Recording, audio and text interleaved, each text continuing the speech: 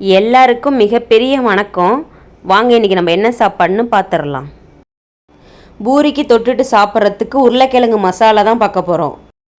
இது ரொம்ப சுலபமாகவும் பண்ணிடலாம், அதே மாதிரி ரொம்ப சுவையாகவும் இருக்கும். நீங்கள் இந்த மாதிரி கண்டிப்பாக செஞ்சு பாருங்கள். பூரிக்கு மசாலா ரெடி பண்ணுறதுக்கு முன்னாடி மாவு பிசைஞ்சுக்கணும். மாவு பிசைகிறதுக்கு முன்னாடி இந்த மாதிரி 3 உருளைக்கிழங்கு கட் பண்ணி குக்கரில் வேக வச்சு எடுத்துக்கலாம். அப்புறம் மாவு பிசைஞ்சு மாவை ரெடி பண்ணி வச்சுக்கலாம். மாவு இப்போ சூப்பராக ரெடி ஆயிடுச்சு. இதை மூடி ஒரு ஓரமாக வச்சுக்கலாம். இப்போ இந்த மாதிரி சைஸில் 3 வெங்காயம் கட் பண்ணிக்கலாம். இந்த மாதிரி சைஸில் ஒரே ஒரு தக்காளி கட் பண்ணிக்கலாம். இந்த மாதிரி 2 பல்லு பூண்டு கட் பண்ணிக்கலாம். அடுப்பு மேலே வடை சட்டி வச்சுட்டு வடை சட்டி காஞ்சதும் எண்ணெயை சேர்த்துக்கலாம். அப்புறம் 1 ஸ்பூன் கடுகு சேர்த்துக்கலாம். 1 ஸ்பூன் கடலைப்பருப்பு சேர்த்துக்கலாம். ஒரு 10 முந்திரி சேர்த்துக்கலாம். முந்திரி சேர்த்துட்டு நல்லா கலந்து விட்டுக்கலாம். இப்போ முந்திரி பொன்னிறமாக ஆனதுக்கப்புறம் இந்த மாதிரி 6 பச்சை மிளகாய் 2ஆக கீரி சேர்த்துக்கலாம். 3 வெங்காயம் ஆல்ரெடி கட் பண்ணி வச்சோம்ல, அதையும் இந்த மாதிரி நல்லா கையில் மசிச்சு விட்டு சேர்த்துக்கலாம்.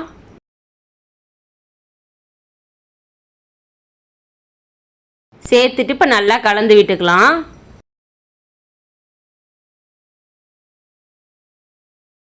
ஒரு 2 நிமிஷம் நல்லா வதங்கினதும் வெங்காயம் இந்த மாதிரி பொன்னிறமாக வந்துடும். இப்போ மஞ்சத்தூள் இந்த மாதிரி குட்டி ஸ்பூனில் ஒரு 1/2 ஸ்பூன் சேர்த்துக்கலாம். 3 பல் பூண்டு தட்டி சேர்த்துக்கலாம். சேர்த்துட்டு நல்லா கலந்து விட்டுக்கலாம். இப்போ மிளகாய்த்தூள் ஒரு காரத்துக்காகவும் இது ஒரு லைட்டாக ஒரு சுவை கொடுக்கும். அதுக்கு மிளகாய்த்தூள் அந்த ஸ்பூன்லேயே ஒரு 1/2 ஸ்பூன் மட்டும், அந்தளவு மட்டும் சேர்த்துக்கலாம். ஒரு தக்காளி நீல வாக்கில் கட் பண்ணி வச்சுருக்கோம்ல, அதையும் சேர்த்துட்டு நல்லா கலந்து விட்டுக்கலாம். நல்லா கலந்து விட்டுட்டு இது ஒரு 200 ml தண்ணி டம்ளரில் சேர்த்துட்டு நல்லா கொதிக்க வச்சுக்கலாம். இப்போ தேவையான அளவு கொத்தமல்லி தழை சேர்த்துக்கலாம். அப்புறம் கருவேப்பிலையும் ஒரு 2 கொத்து சேர்த்துக்கலாம். இப்போ தேவையான அளவு உப்பு சேர்த்துட்டு நல்லா கலந்து விட்டுக்கலாம். கலந்துட்டு நல்லா அந்த தண்ணி சேர்த்தோம்ல, நல்லா கொதிச்சு வரணும். நல்லா இந்த மாதிரி நல்லா தளன்னு கொதிச்சு வரணும்.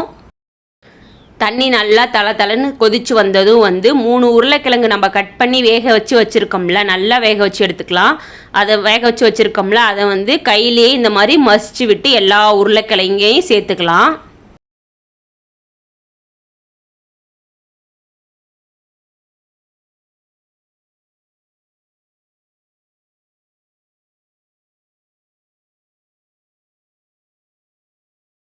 இப்போ மசிச்சு வச்ச உருளைக்கிழங்கு எல்லாத்தையும் சேர்த்துட்டு நல்லா கலந்து விட்டுக்கலாம். இப்போ கலந்துட்டு நம்ம தண்ணி கொஞ்சம் தேவைப்படுது.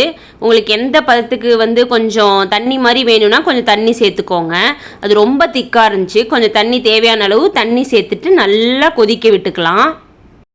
நம்ம தண்ணி சேர்த்துட்டு நல்லா கொதிக்க வச்சதும் இப்போ உங்களுக்கு எந்த பதத்தில் வேணுமோ அந்த பதத்தில் ஆஃப் பண்ணிடலாம். அவ்வளோதான். சூப்பரான சுவையான பூரி கிழங்கு இல்லைனா உருளைக்கிழங்கு மசாலா சூப்பராக ரெடி ஆயிடுச்சு. இது கண்டிப்பாக நீங்கள் செஞ்சு பாருங்கள். ரொம்ப சுவையாகவும் இருக்கும், ரொம்ப சுலபமாகவும் பண்ணிடலாம். நான் சொன்ன அளவுகளில் நீங்கள் பூரிக்கு உருளைக்கிழங்கு மசாலா செஞ்சு பார்த்துட்டு கண்டிப்பாக எனக்கு கமெண்ட் பண்ணுங்கள். சாப்பாடு சேனலை சப்ஸ்கிரைப் பண்ணிக்கோங்க. பாய்.